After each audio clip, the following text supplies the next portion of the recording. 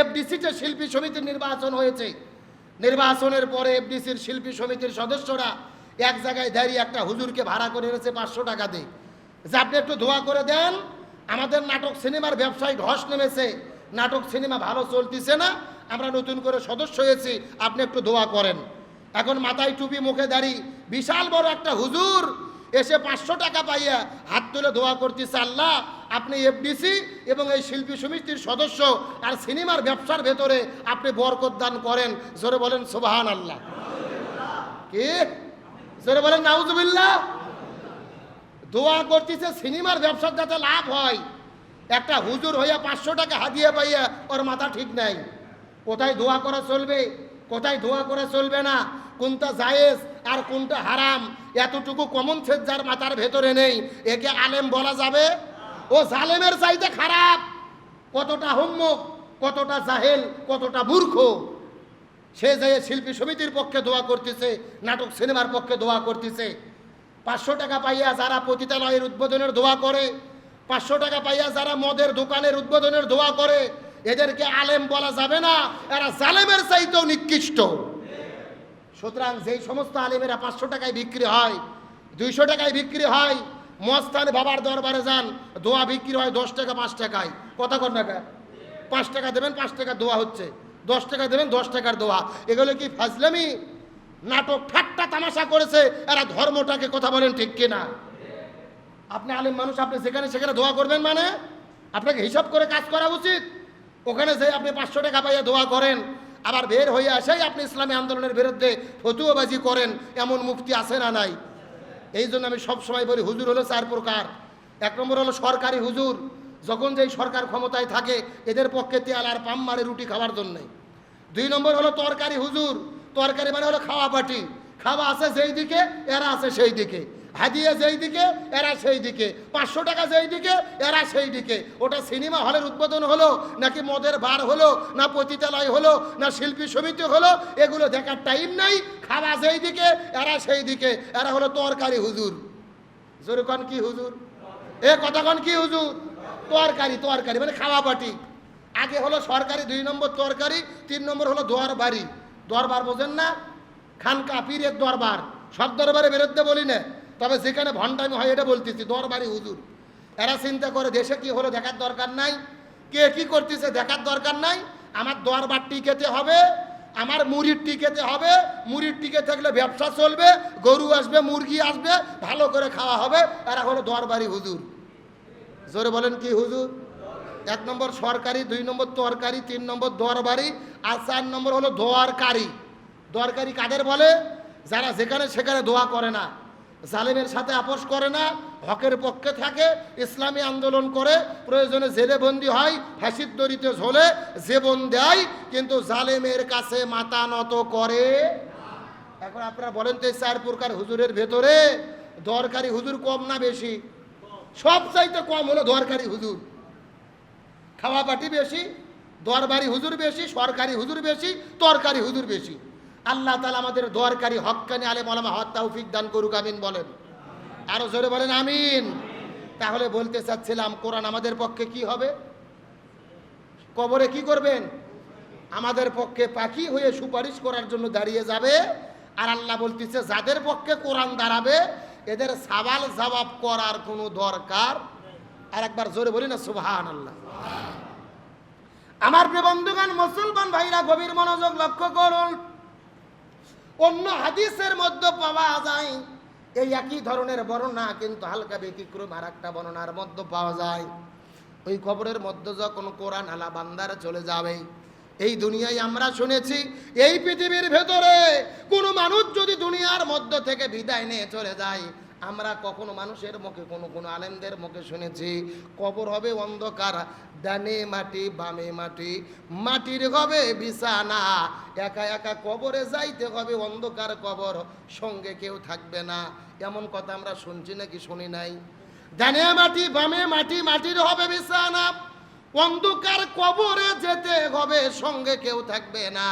অন্ধকার কবর হবে, কথাটা সত্য, কিন্তু শতভাগ সত্য নয়। এই দুনিয়ার ভেতরে কোরআনের সঙ্গে যারা সম্পর্ক রাখবে না তাদের কবর হবে অন্ধকার, কিন্তু দুনিয়ার মধ্যে যারা কোরআনের সঙ্গে সম্পর্ক রাখবে এদের কবরে অন্ধকার থাকবে না, বরং কোরআনটা তাদের পক্ষে আলো হয়ে কবরে দাঁড়িয়ে যাবে।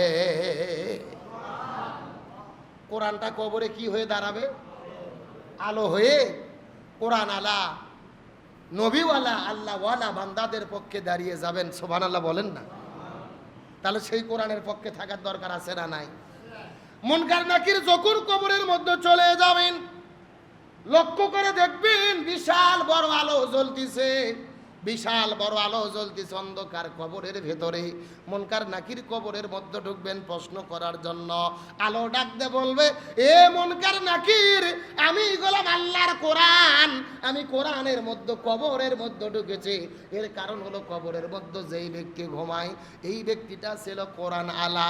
এই দুনিয়ায় কোরআন পড়েছে, কোরআন বুঝেছে, কোরআন দিয়ে আমল করেছে। আমি কোরআন নূর হয়ে আলো হয়ে কবরের মধ্যে প্রবেশ করেছি।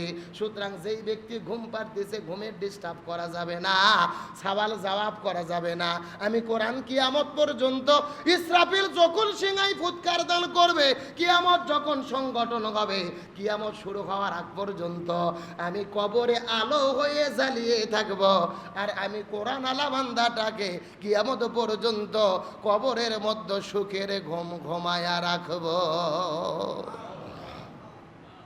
তাহলে বোঝা গেল যারা কোরআনের সাথে সম্পর্ক রাখবে এদের কবর অন্ধকার হবে না। কোরআন আলো হয়ে কবরে দাঁড়িয়ে যাবেন, কিয়ামত সংগঠন হওয়া পর্যন্ত কোরআন কবরে আলো হয়ে থাকবে এবং এই কবরের মাইয়াতকে কোরআন আলা বান্দাকে সুখের ঘুম ঘুমায়া দিয়ে রাখবে। চিৎকার করে একবার বলি না সুবহানাল্লাহ।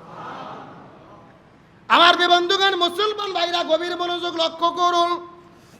এই জন্য কোরআনের সাথে আমাদের সম্পর্ক রাখতে হবে, কোরআনের সঙ্গে আমাদের সম্পর্ক রাখতে হবে। কোরআন হলেন আমাদের মুক্তির দলিল। কোরআন যদি কারো পক্ষে সুপারিশ করে, আল্লাহ তাদের সুপারিশ কবুল করে তাকে জান্নাতি বানাবে। আবার যদি কোরআন কারো বিপক্ষে দাঁড়িয়ে যায় সেই ব্যক্তি কিন্তু জাহান্নামে যেতে হবে। এই জন্য সম্পর্কটা থাকতে হবে কোরআনের সাথে। আর দুনিয়ায় যারা কোরআন বেশি বেশি পড়বেন আল্লাহ তাদের মান সম্মান ইজ্জত বৃদ্ধি করে দেবেন। কোরআনের সাথে যারা সম্পর্ক রাখবেন আল্লাহ তাদের মান সম্মান ইজ্জত বৃদ্ধি করে দেবেন। সহিহ মুসলিম শরীফের 796 নম্বর হাদিসের ভেতরে হযরতে মুসাইদ ইবনে হুযাইফা রাদিয়াল্লাহু তাআলা বর্ণনা করে বলেন, মুসলিম শরীফের 796 নম্বর হাদিসে হযরতে মুসাইদ ইবনে হুযাইফা রাদিয়াল্লাহু তাআলা বর্ণনা করে বলেন, একদিন গভীর রজনীতে তাহাজ্জুদ নামাজের সময় আমি ঘুম থেকে ওঠার পরে আমি ঘরের মধ্যে ওযু করে পবিত্রতা অর্জন করে পবিত্র কোরআনুল কারীমটা বের করে যখন তেলাওয়াত শুরু করে দিলাম, আমি যেখানে কোরআন পড়া শুরু করলাম আমার পাশেই ছিল ঘোড়া, ঘোড়া ছিল এক পাশে, আর এক পাশে ছিল আমার ছোট্ট সন্তান। আমি গভীর রজনীতে ঘুম থেকে ওঠার পরে পবিত্র গাওয়ার পরে আমি যখন কোরআনটা পড়া শুরু করলাম, কোরআন যখন তিলাওয়াত করা শুরু করলাম, সঙ্গে সঙ্গে দেখি এই ঘোড়াটা লাফানো শুরু করে দিলেন। আমি যখন কোরআন পড়ি সঙ্গে সঙ্গে ঘোড়াটা লাফানো শুরু করেন, আবার কোরআন পড়া বন্ধ করে দেই, ঘোড়ার লাফানো বন্ধ হয়ে যায়। আবারও কোরআন পড়া শুরু করি, ঘোড়া লাফানো শুরু করে, কোরআন পড়া বন্ধ করে দেই, ঘোড়ার লাফানো বন্ধ হয়ে যায়। যখনই তেলাওয়াত করি তখনই ঘোড়া লাফায়, তেলাওয়াত বন্ধ করি ঘোড়ার লাফানো বন্ধ হয়ে যায়। ঘোড়া লাফাইতে লাফাইতে আমি বড় টেনশনের মধ্যে পড়ে গেলাম। আমার পাশে ছোট্ট একটা সন্তান রয়েছে, এই ঘোড়া লাফাইতে লাফাইতে যদি তার পা আমার সন্তানের বুকের উপরে উঠাই দেয়, আমার ছোট্ট সন্তান দুনিয়া থেকে বিদায় নিয়ে চলে যাবে। এই কোরআন পড়তে পড়তে যখন ঘোড়া লাফানো শুরু করলো, আমি এই দৃশ্য দেখার পরে আমি কোরআনের তিলাওয়াতটা বন্ধ করে দিলাম। ঘর থেকে বের হওয়ার পরে দেখি আকাশের মধ্যে চাঁদ দেখা যায়, কিন্তু চাঁদের উপরে আবার দেখি বিশাল একটা মেঘমালা। ওই মেঘমালার ভেতর দিয়ে আমি বিশাল বড় বড় বড় একটা আলো দেখতে পারি, যে আলোগুলো বের হয়ে মনে হয় আমার ঘরের মধ্যে পড়তেছিল। এইরকম যখন মাঝে মধ্যে আলো দেখা শুরু করে দিলাম, আমার যখন কোরআন তেলাওয়াত বন্ধ করে দিয়েছি, এই দৃশ্য দেখার পরে পরের দিন সকালবেলা ঘর থেকে বের হওয়ার পরে আস্তে করে রসুল আরবির দরবারে চলে গেলাম। রসুলের কাছে যাওয়ার পরে জিজ্ঞেস করে বললাম, ইয়া রাসূলুল্লাহ, গতকাল কেমন একটা ঘটনা ঘটেছে। এই গভীর রজনীতে তাহাজ্জুদ নামাজের সময় আমি যখন কোরআন পড়া শুরু করব, কোরআন যখন তেলাওয়াত করি, সঙ্গে সঙ্গে ঘোড়াটা লাফানো শুরু করে দেয়। হযরত হুযায়ফা রাদিয়াল্লাহু তাআলা ঘটনা কাকে বলতেছেন? একটু কথা বলে না, কাকে বলতেছেন? মুসলিম শরীফের 796 নম্বর হাদিস। রাসূল বলেন, হুযায়ফা, তুমি যখন কোরআন পড়ো ঘোড়াটা লাফানো শুরু করে, তারপরে কি হলো? তখন হুযায়ফা বলতেছে, ইয়া রাসূলুল্লাহ সাল্লাল্লাহু আলাইহি ওয়াসাল্লাম, আমি যখন কোরআন পড়া বন্ধ করি, আমার ঘোড়াটা লাফানো বন্ধ করে। তখন রাসূল বলতেছে, হুযায়ফা, তাহলে তুমি কেন কোরআন পড়া বন্ধ করলা? তুমি কোরআন পড়তেই থাকতা। সুবহানাল্লাহ বলেন। হুযায়ফা বলেন, না, আমি বন্ধ করেছি। রাসূল বললেন, তারপরে কি ঘটনা ঘটলো? হুযায়ফা বলেন, আমি আবার কোরআন পড়া শুরু করলাম, আবার ঘোড়া লাফানো শুরু করলো। আমি আবার কোরআন পড়া বন্ধ করলাম, ঘোড়ার লাফানো বন্ধ হয়ে গেল। আর তিলাওয়াত বন্ধ করার কারণ হলো, আমার পাশে একটা সন্তান ছিল, আমি ভয়ে ছিলাম, জানি না এই ঘোড়া লাফাইতে লাফাইতে যদি আমার সন্তানকে আঘাত করতো, দুনিয়া থেকে বিদায় নিয়ে চলে যেত।